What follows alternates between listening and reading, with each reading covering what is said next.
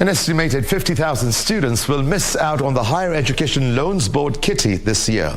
The Education Board says it can only give loans to 60,000 out of 110,000 new applicants as the new year starts. As Zainab Said reports, the board's Chief Executive Officer, Charles Ringera, says defaulters and a huge funding rollover remain a challenge.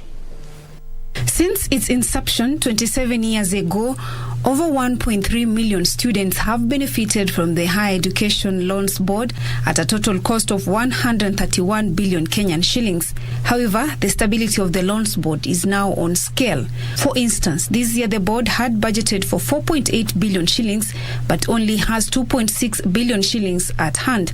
When you look at the TVET guys who look very desperate from where they are coming from, those TVET houses spread right down in the villages, and their cost of living is even much easier to do there, but yet we are not even able to give them even 10,000 shillings.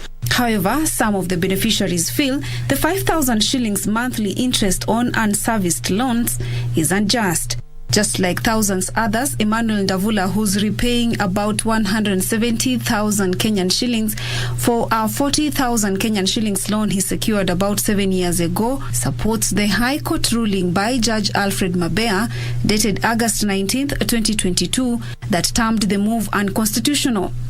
Time when we were applying for HELB, we didn't know about the hidden charges like the 5,000 they keep on adding after 4 years. I didn't know about that. And the 5,000 they add monthly, then I think it accrues some other interest. So by the time I wanted to start to pay, you see, I had something like 172,000.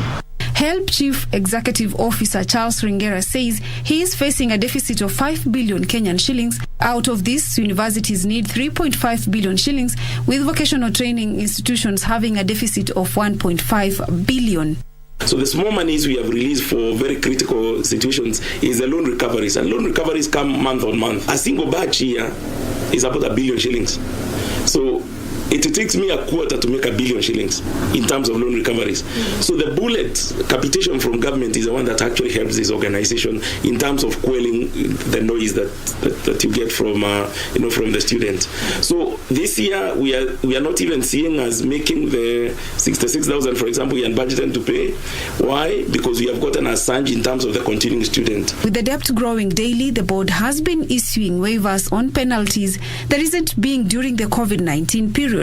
Out of a target of 700 million Kenyan shillings, it only managed to collect 550 million shillings, the highest recovery. And out of that, we were able then to cut down the 75,000 students who we had already identified as vulnerable and not being funded down to 35,000. So about 40,000 students were able then to benefit out of that COVID waiver that we actually put up there. And that has gone a long way into assisting us to be able not to throw any student out in terms of funding. As the academic year beckons, this means more new applications. As for now, the board has new 198,000 applications, the number set to grow as the deadline approaches, set for the end of this month. We have been given the same budget we were given last year, that 15.8 billion. That amount of money that we were given last year was predicated on a smaller application numbers. You and I know that KCSE this year was about 870,000 students. C plus and above only to go to the universities was 143,000. And to join a TVET, you have another almost 200,000 that are supposed to join TVET. Now the numbers have grown. There is a funding gap we have from last year. So what do we do this year? As the Higher Education Loan Board works towards balancing its numbers, the board CEO says the stability of the fund is needed to avoid risking the education of many. For the Legends edition, I'm Zainab Said.